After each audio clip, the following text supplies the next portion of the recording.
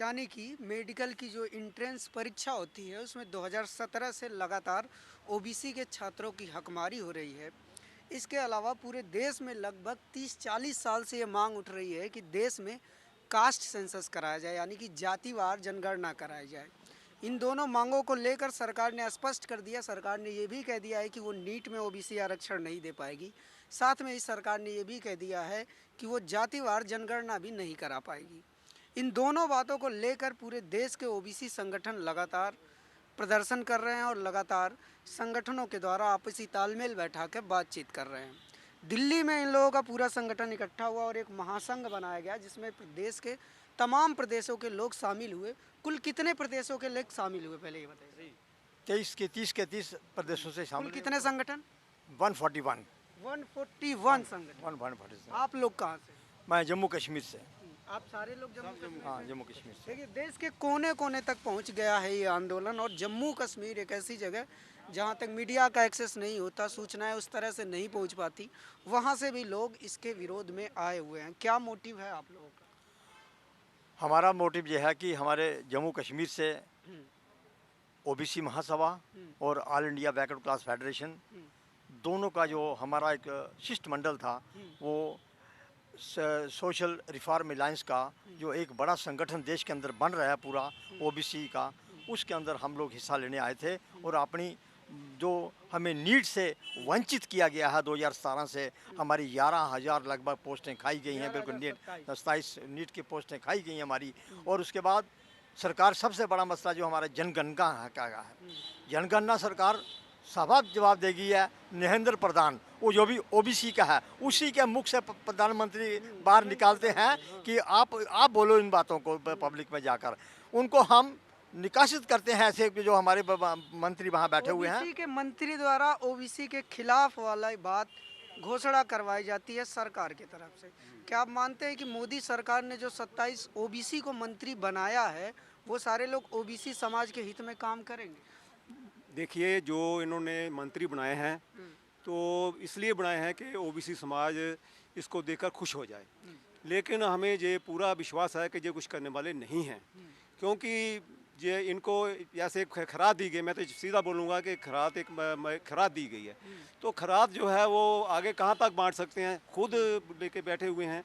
तो इसलिए हम ये चाहते हैं कि कम से कम हमारी बात को सुने, क्योंकि हम लफ्ज़ बोलना नहीं चाहते थे, लेकिन हम चाहते हैं कि उन तक पहुँचे हमारे जो दिल की आवाज़ है, जो हमारे दिल में हमारे दिल में जो दर्द उठ रहा है, वो वहाँ तक पहुँचे। क्या दर्द है? टेप लगी हुई है उनके मुंह पे टेप लगी। हमारे दर्द, हम दिल में दर्द है कि हमारे बच्चे जो हैं, उनका भविष्य जो है वो बिल्कुल ख़त्म हो गया है। जब तक हमें रिजर्वेशन नहीं मिलेगी तो हमारी सारी डेवलपमेंट रुक जाएगी। तो हमारे बच्चों को अगर आरक्षण नहीं मिलेगा तो वो क्या मिलेगा उनको? वो फिर आ जाएंगे, सड़कों पे आ जाएंगे ना, या तो एजिटेशन करेंगे तो या फिर पत्थर उठाने शुरू कर देंगे। इसलिए कि हम उन मंत्रियों को कहते हैं कि कम से कम हमारी बात जो है सुने, कम से कम हमारी बात सुने, और हमारे जो हक हैं हम अपने कॉन्स्टिट्यूशन के तहत मांग रहे हैं। जो हमें कॉन्स्टिट्यूशन में बाबा साहब भीमराव जी ने दिए हैं, हम उसके तहत ही मांग रहे हैं, और वो हमें हक मिलने चाहिए। तो इसलिए हम जम्मू कश्मीर से SRA जो हमारा संगठन बना है, उसको हम पूरी सपोर्ट करते हैं, और जो भी उनका संदेश होगा हम जम्मू कश्मीर में उसको वहाँ पर एजिटेशन कहेंगे, घराव कहेंगे, जो भी कहेंगे हम करने के लिए बिल्कुल तैयार हैं। जम्मू कश्मीर में कितनी आबादी है ओबीसी की, परसेंटेज में मतलब बताइए? ओबीसी के 42-43% आबादी। 42-43%? हाँ जी, बहुत आबादी है।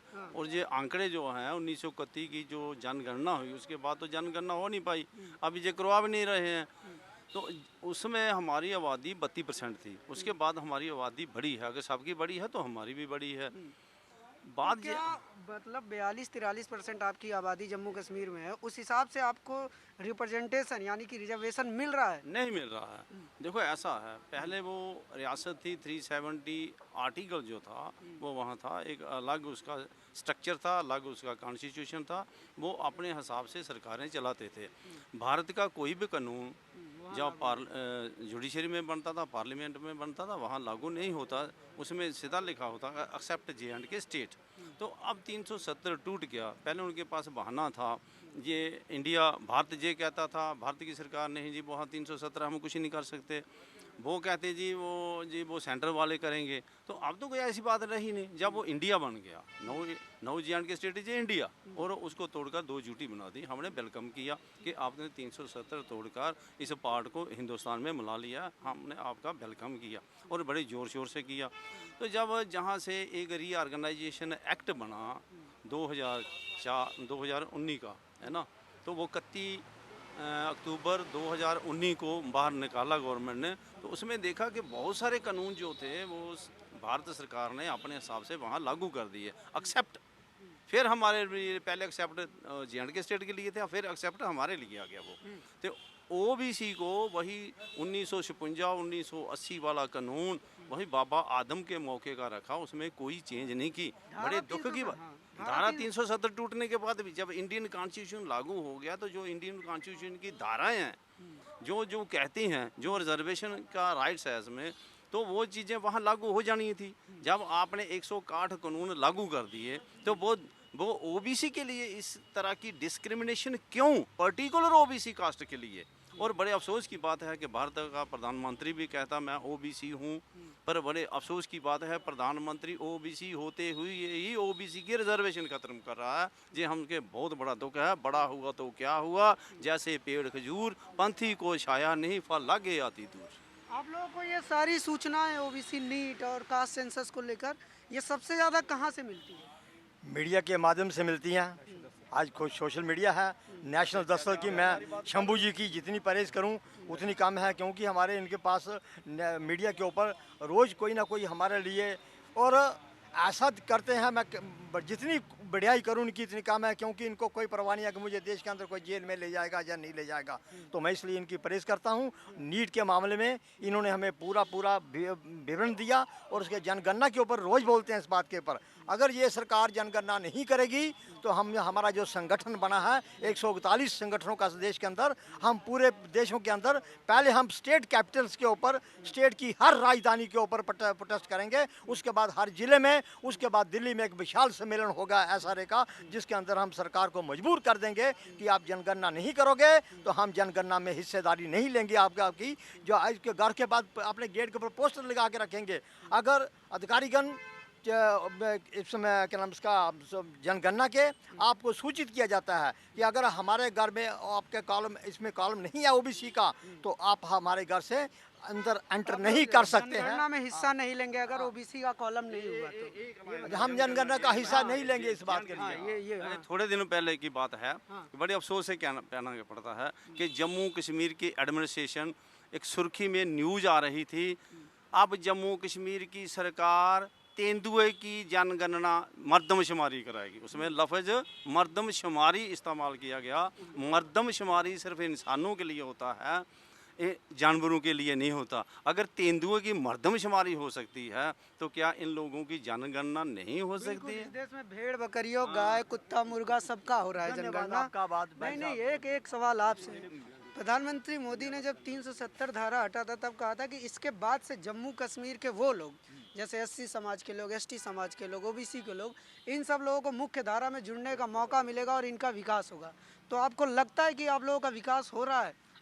देखिए, जम्मू कश्मीर में 3 आर्टिकल 370 जो था वो हटाया गया और उसको यूटी में कन्वर्शन होगी, उसकी यूनियन टेरिटरी बन गई 2, एक लद्दाख हो गया और एक जम्मू और कश्मीर एक यूनियन टेरिटरी।